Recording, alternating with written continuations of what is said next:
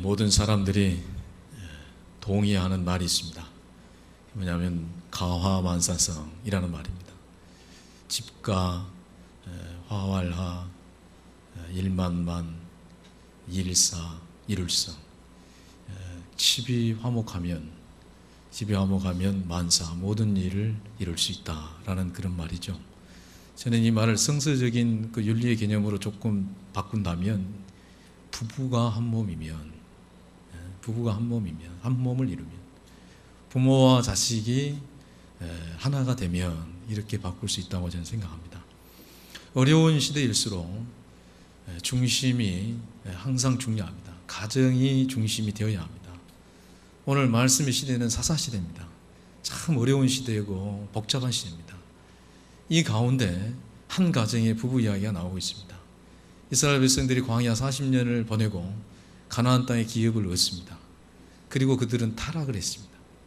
그 첫째가 영적인 타락인데 레위인들까지도 타락했습니다. 레위인들이 이제 한 가정에 개인 제사장으로 전락을 합니다. 그래서 한 개인의 집을 복비로 주는 사람으로 갑니다. 왜냐하면 그래야 끼니라도 해결할 수 있었습니다. 그 정도로 하나님의 백성들이 하나님께 등을 돌려버렸기 때문에 그 안타까운 현실들이 일어나는데, 그렇게 한다고 할지라도 성직자가 지켜야 될 그 마지막 보류를 넘어서면 되겠습니까? 두 번째는 사회적인 타락이죠. 윤리와 도덕이 무너졌습니다. 고리대업이 성행을 했고 고아와 과부와 객이 비참한 삶을 살았습니다. 나만 복받으면 된다는 이 기복주의가 판을 치고 이기주의, 개인주의가 팽배했습니다. 사회적인 책임이 무너지고 공동체 의식이 하나도 없는 시대가 이 시대입니다. 세 번째는 그 중에서도 가장 심각한 것이 뭐냐면 가정의 위기였습니다. 사사기 19장에 보면 레위가 첩을 들이는 웃지 못할 일이 있는데, 당시 사회가 얼마나 심각하게 가정의 위기가 왔는가를 단적으로 보여주는 겁니다. 정말 그 얘기를 보면 눈물 없이는 못 봐요. 그 얘기가 레위가 첩을 들였는데, 그 첩의 그 친정 아버지가 얼마나 그 사위 레위가 못 믿어봤으면 집에 왔는데 하룻밤만 자고 가라고, 또 하룻밤 자고 나면 또 하룻밤만 더 자고 가라고, 또 하룻밤만 더 자고 가라고 사정을 합니다. 사위를 믿지 못하니까 너무너무 이런 모습들이 나오는 거죠. 결국 그 레위의 첩이 비참하게 유린을 당하고 죽습니다. 사사기 29장에도 보면 12지파 중에 베냐민 지파가 하나님께 징계를 받아서 없어질 지경에 처했을 때 명절에 실로에서 하나님을 예배하고 춤추는 여자들을 아내로 삼도록 강제적으로 그걸 방임하는 정말 기가 막힐 일도 이루어졌습니다. 그 당시 사사시대에는 영적인 타락이 근본 원인이었지만 가정의 이탈이 심각한 문제였습니다. 가정의 위기였습니다. 더 정확히 이야기하면 부부의 위기였습니다. 가정이 바로 서야 사회도 바로 설 수 있습니다. 가정이 무너지면 그 사회는 급속도로 무너지기 시작합니다. 제가 주중에 어떤 라디오를 이렇게 듣다가 광고 방송을 봤는데 잠깐 흘러들었는데, 손님이 찾아오지 않는 가정은 천사도 찾아오지 않는다, 이런 기업 광고예요. 그러니까 잘 섬기겠다네, 우리 회사는 잘 섬기랍니다, 그런 것으로 그 사우디아라비아의 속담을 인용을 했다는 거예요. 손님이 찾아오지 않는 가정은 천사도 찾아오지 않는. 우리가 출애굽 강의를 지금까지 계속 했는데 이 집이 바로 이 집 아닙니까? 어두운 집이죠. 이두르의 집을 보십시오. 그 집은 살려서 보내는 밝은 집입니다. 어두운 사다시대의 문제를 해결하기 위해서 오늘 주의 사자들이 찾아옵니다. 그 중에 한 부분입니다. 어디로 찾아옵니까? 성전이 아니라 한 가정으로 찾아옵니다. 그 집이 오늘 본문의 이 마노아의 집이라는 집입니다. 마노아의 집. 위로는 하나님께 휘장이 열려 있고 옆으로는 부부 가운데 이 휘장이 닫혀지지 않고 가로막히지 않고 열려 있는 집입니다. 여러분, 답을 가까운 데서 찾아가십시오. 이것이 성서적인 가르침입니다. 사사시대의 문제를 풀어가는 그 열쇠를 하나님은 가정에서 찾고 있습니다. 사사시대 대표적인 가정이 엘가나와 한나의 가정, 여러분 잘 아시잖아요. 거기에서 사무엘이 나오고, 오늘 이 마노아와 그의 아내, 이걸 통해서 삼손이 나옵니다. 그리고 좀 더 나가보면 이 보아스와 루스의 얘기도 사사시대 이야기입니다. 거기서 다윗이 나옵니다. 가정에서 흘러가는 것이 공동체를 살리고 세상을 이렇게 살려나가는 이런 역사의 구조를 보여주고 있는 겁니다. 정확히 말하면 남편과 아내가 한 몸을 이루는 가정을 통하였다는 얘기고, 부모와 자식이 하나가 되는 가정을 통하였다는 얘기입니다. 그래서 당시에 그 답답하고 복잡한 사회를 정화시키는 하나님의 일하심이 나타났다는 것입니다. 그런데 당시 사사시대에는 그런 기능의 역할을 해야 되는 그런 비전이 있는 가정들이 그 기능을 상실했다는 것이죠. 적어도 우리 성도들의 가정들은 이런 사회적인 책임이 있습니다. 세상에 등불이 되어야 될 책임이 있어요. 그래서 첫 번째, 부부가 어두우면 안 됩니다. 세상 사람들의 부부가 조롱이 되면 안 됩니다.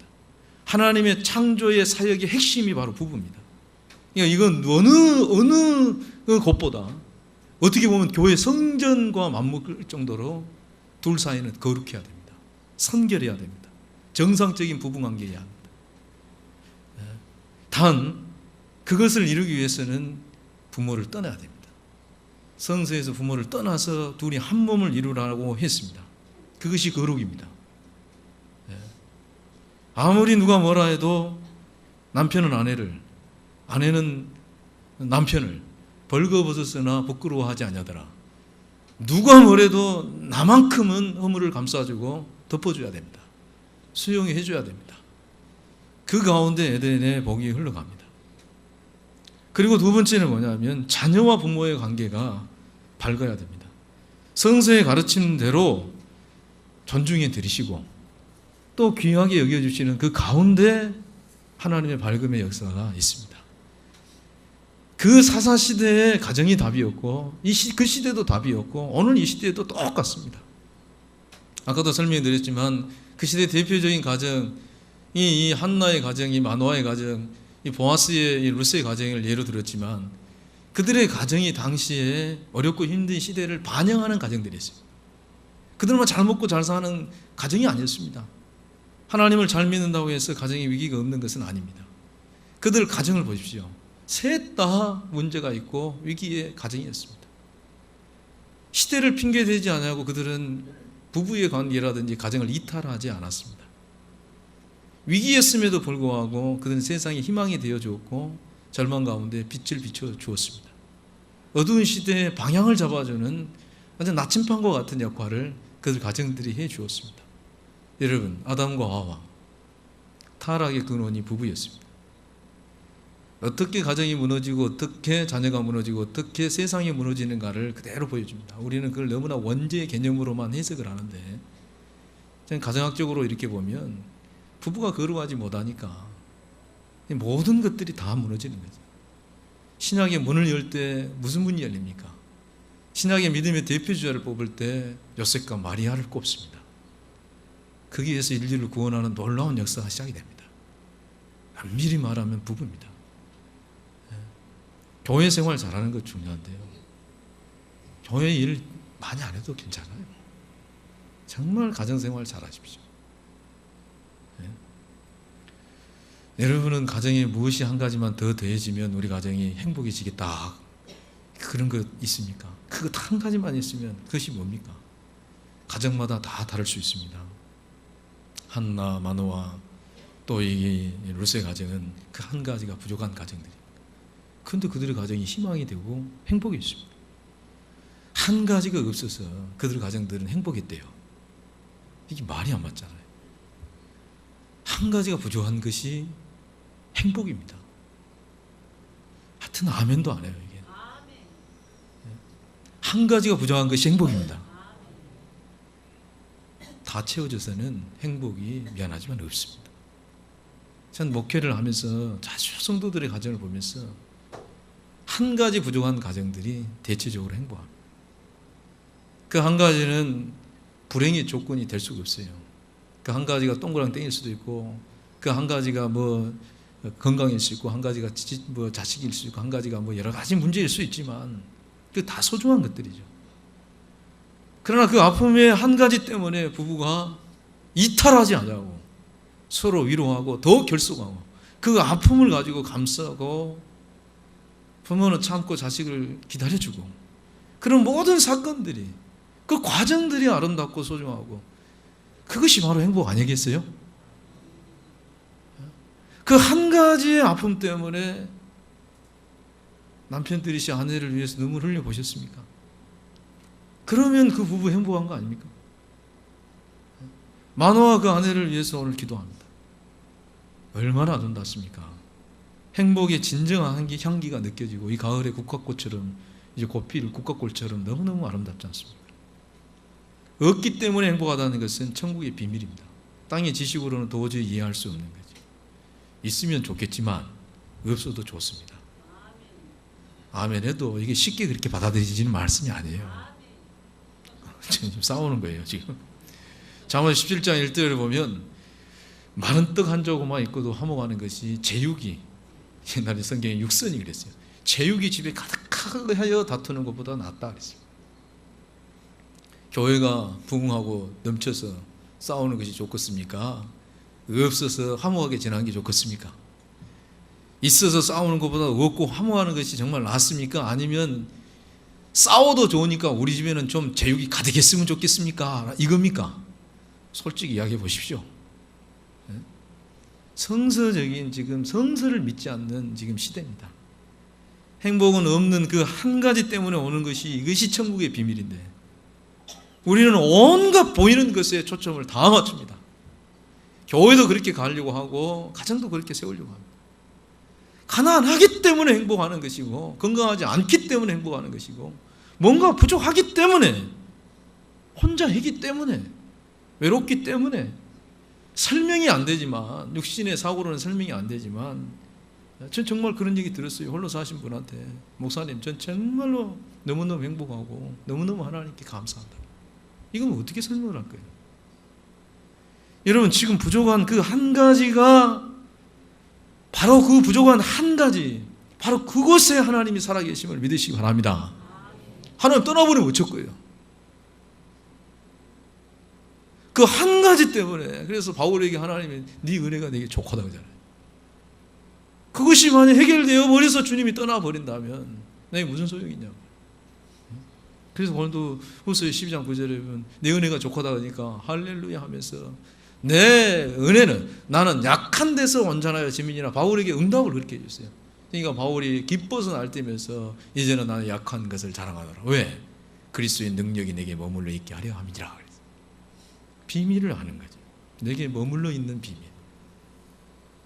아브라함에게도 한나에게도 마노아에게도 이 비밀 그대로 적용이 되고 오늘 이 시대 우리에게도 그대로 적용이 됩니다. 그토록 바라는 한 가지가 생겨서 그들이 다 행복해졌습니다 라는 성경 이야기가 절대 아닙니다. 그렇게 설교해버리면 아주 엉터리입니다. 그들은 그 한 가지를 얻기 위해서 조건부로 하나님을 믿지도 않았습니다. 그 한 가지 때문에 집착도 하지 않았습니다. 그랬기 때문에 얻은 것을 기꺼이 하나님 앞에 드릴 수도 있었습니다. 그들의 행복은 이것이었습니다. 본토 친정 아버지 집을 떠나라는 말씀에 순종했습니다. 그들은 부모를 떠나서 부부가 한 몸을 이루라는 하나님의 말씀을 지킴으로 행복을 누린 것입니다. 말씀을 신뢰함으로 얻은 행복이었지 얻어지는 그 한 가지 때문에 얻어지는 잠시 잠깐 있다가 사라지는 그 일시적인 행복이 아니었다는 얘기입니다. 흔들리지 않는 행복.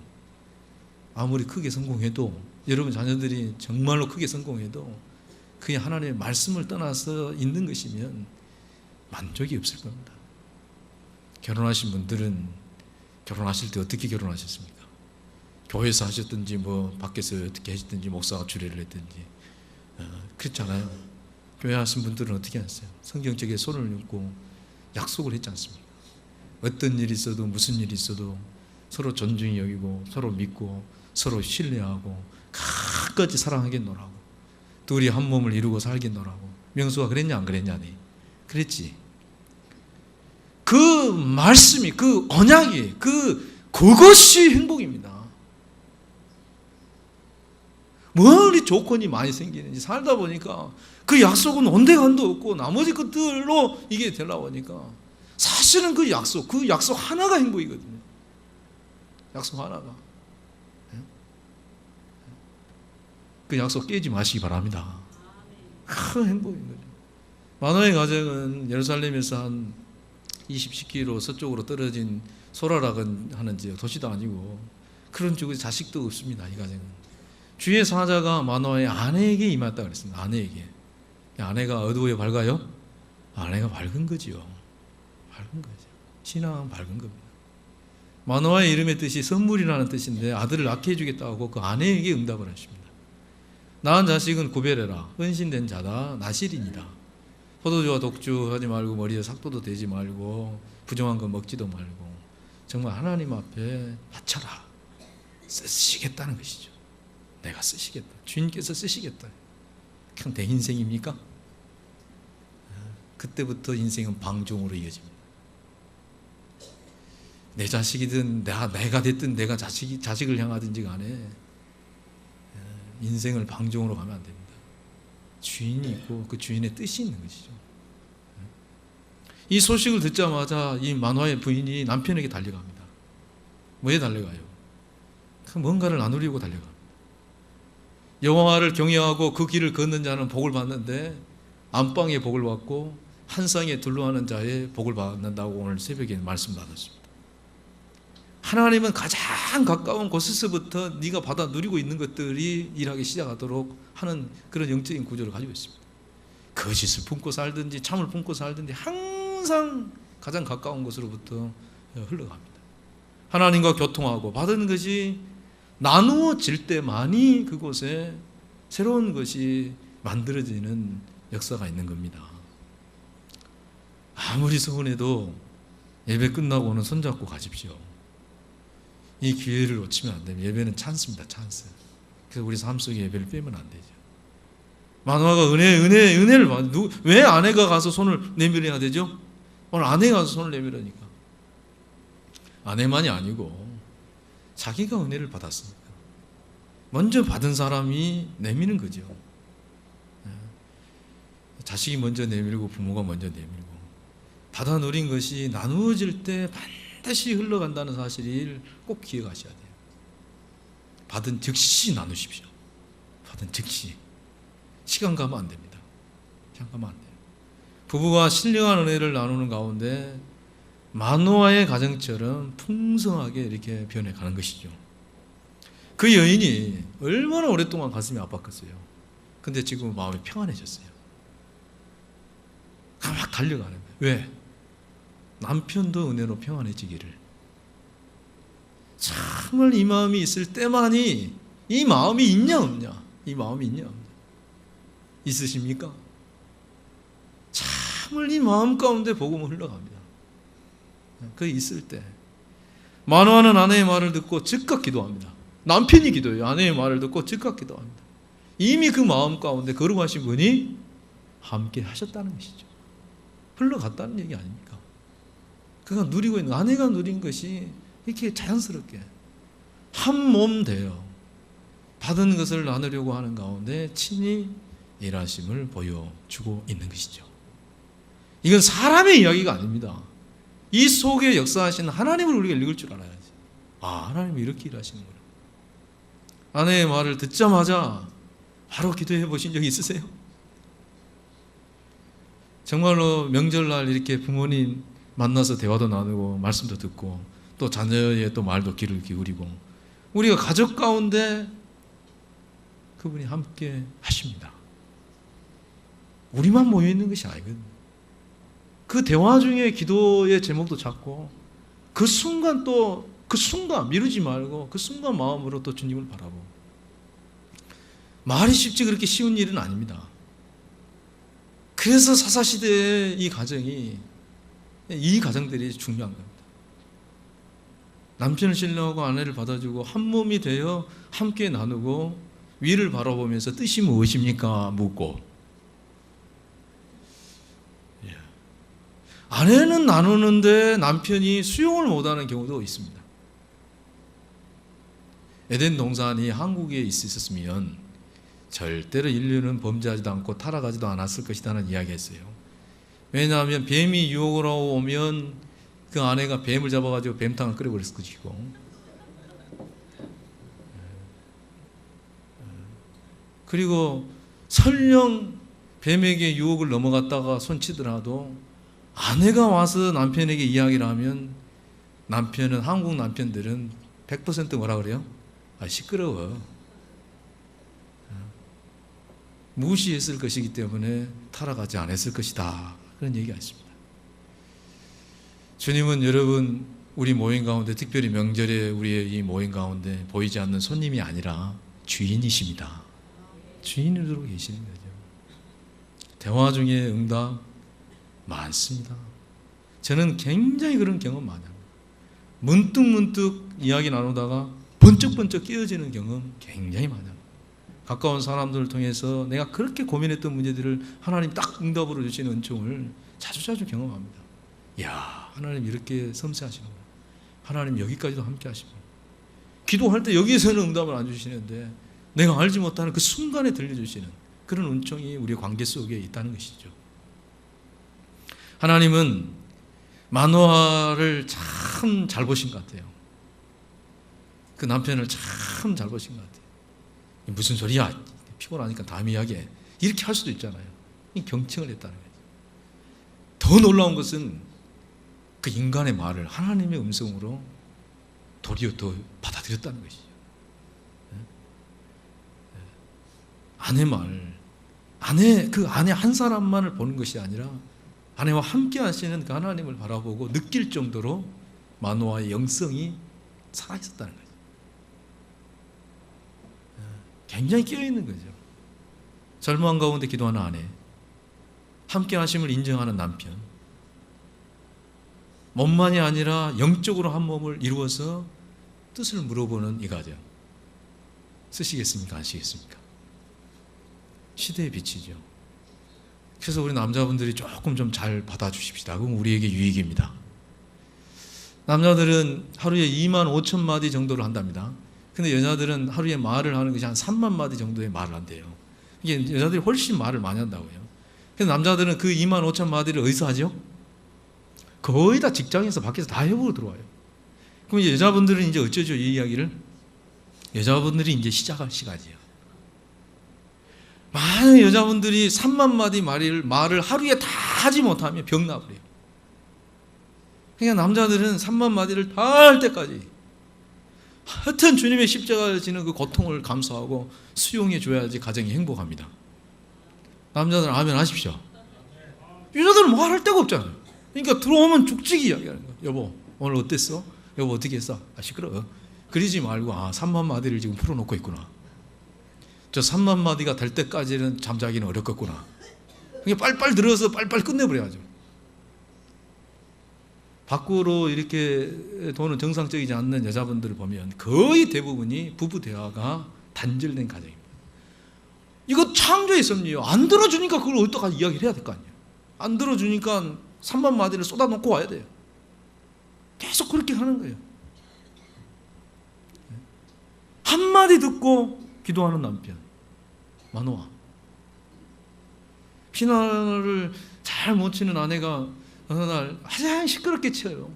근데 여보, 나 이 피아노 위에다가 하이든 인형을 올려놓을까? 베토벤 인형을 올려놓을까? 아니면 쇼팽의 인형을 올려놓을까? 하니까 남편이 하는 말이 뭐냐면 베토벤 인형을 올려놓지. 왜? 귀가 멀어서 잘 못 들으니까. 아무리 좀 시끄럽게 한다고 하더니 저희 교회에 지금 12월 달에 성탄절이 있는데 그때 그 하나님께 영광 돌리기 위해서 색소폰을 지금 1년 내로 처음 배워가지고 연습하시는데 부인이 그렇게 칭찬한대요. 잘한다고 막 그렇게 지키셔준대요. 당신의 색소폰 소리가 자장가다고 막 해준대요. 가정 세미나 할 때 그 아내가 귀찮게 하면 딱 한마디만 하네. 응 그래, 응 그래, 응 그래. 그 한마디만으로도 위로를 받는데. 더 놀라운 것은요. 이거 하나만 해도 된대. 이거 고개 하나만 끄덕끄덕 해도 된대.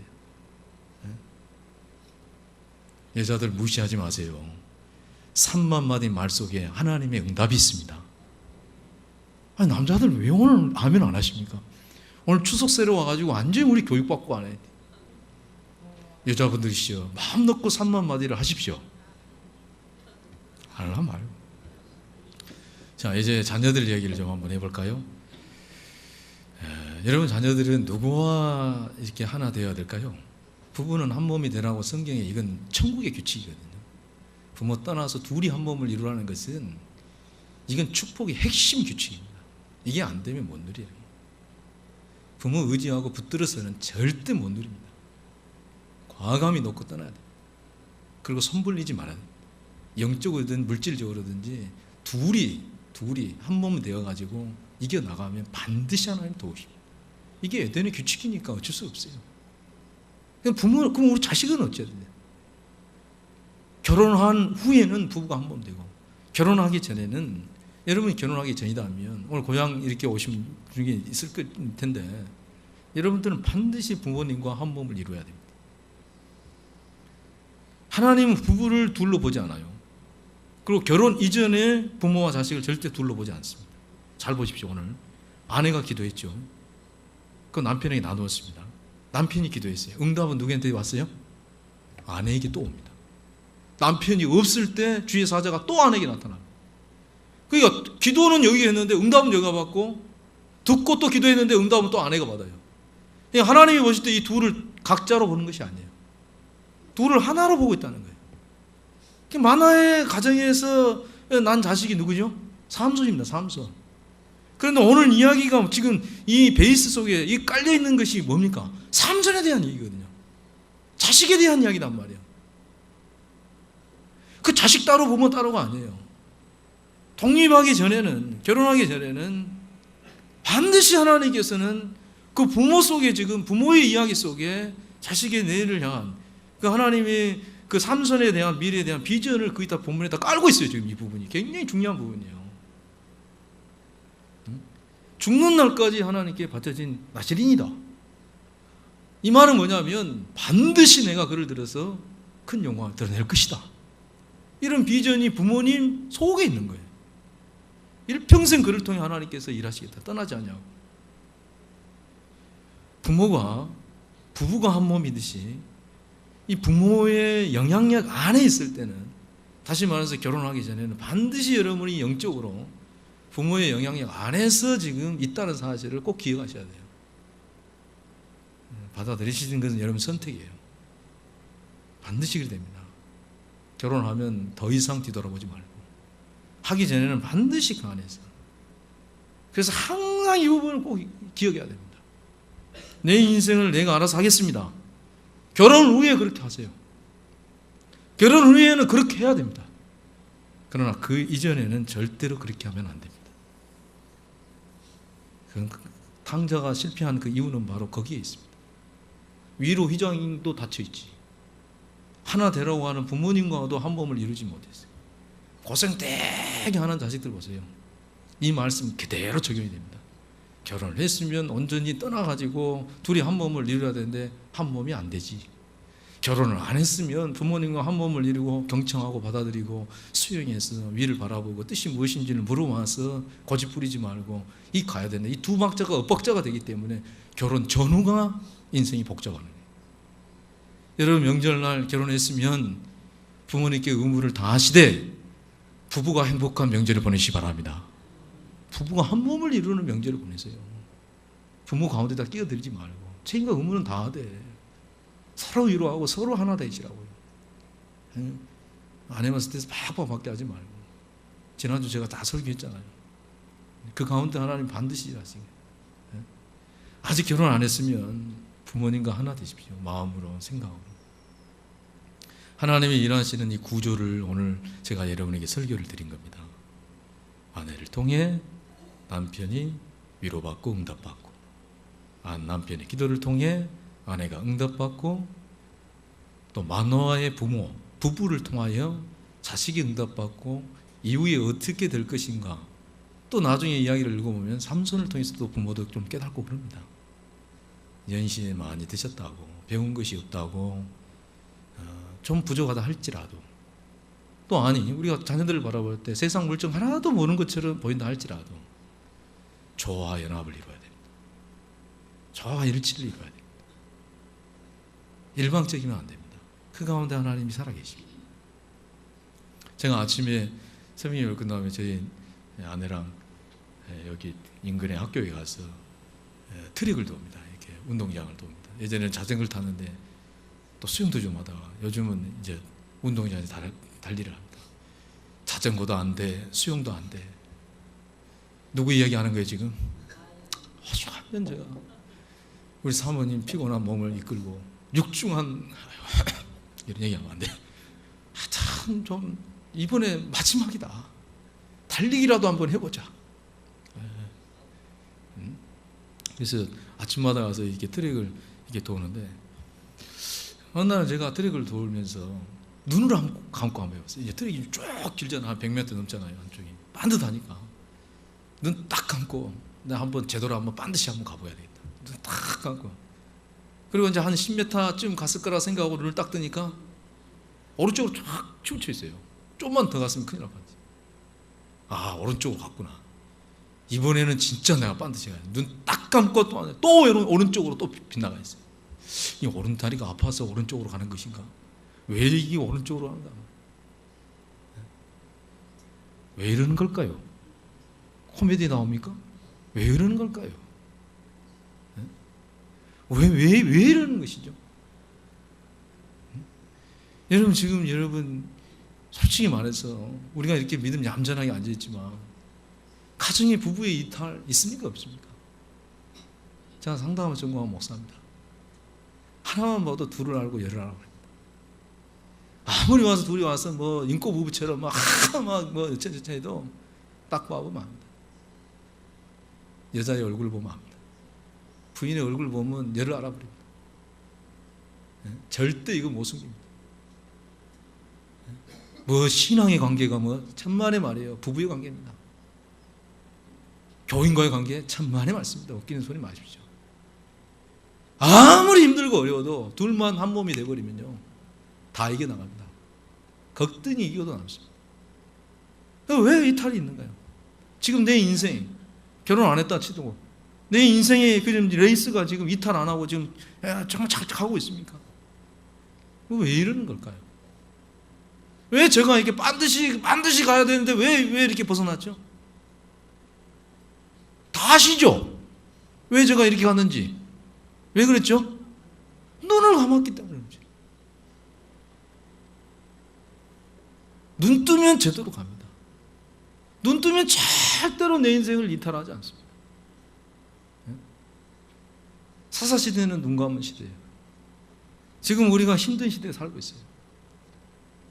어찌 보면 그 시대나 이 시대나 정말 내용으로 보면 비슷합니다. 우리의 눈을 뜨게 누군가가 해줘야 됩니다. 여보, 왜 그쪽으로 가? 바보처럼 그걸 가고 있으니까. 왜 그래 가?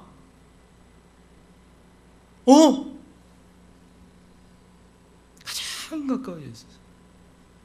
함께 걷는, 함께 레이스를 펼치는 내 사랑하는 아내 남편, 내 부모님, 내 사랑하는 자녀. 사사시대 답은 밖에가 아니라 안에 있었다. 행복은 가장 가까운 데 있다. 사랑하는 여러분, 답을 근원에서 얻고 가시기 바랍니다. 근원은 하나님이시고 근원은 부부입니다. 그리고 근원은 내 부모이고 근원은 바로 가정에 있습니다. 짧은 명절이지만 객지에서 이렇게 고생하고 오셨잖아요. 한상에 둘러앉아가지고 그 한자리에 함께 하심을 믿고 또 하나님의 축복하심을 받아 누렸어. 다음 명절 우리가 만날 때는 정말 여러분 자신과 여러분 가정과 또 여러분의 내일에 하나님의 일하심 그 일하심 속에 더 큰 감사가 있으시길 주의 이름으로 축원합니다. 기도하겠습니다.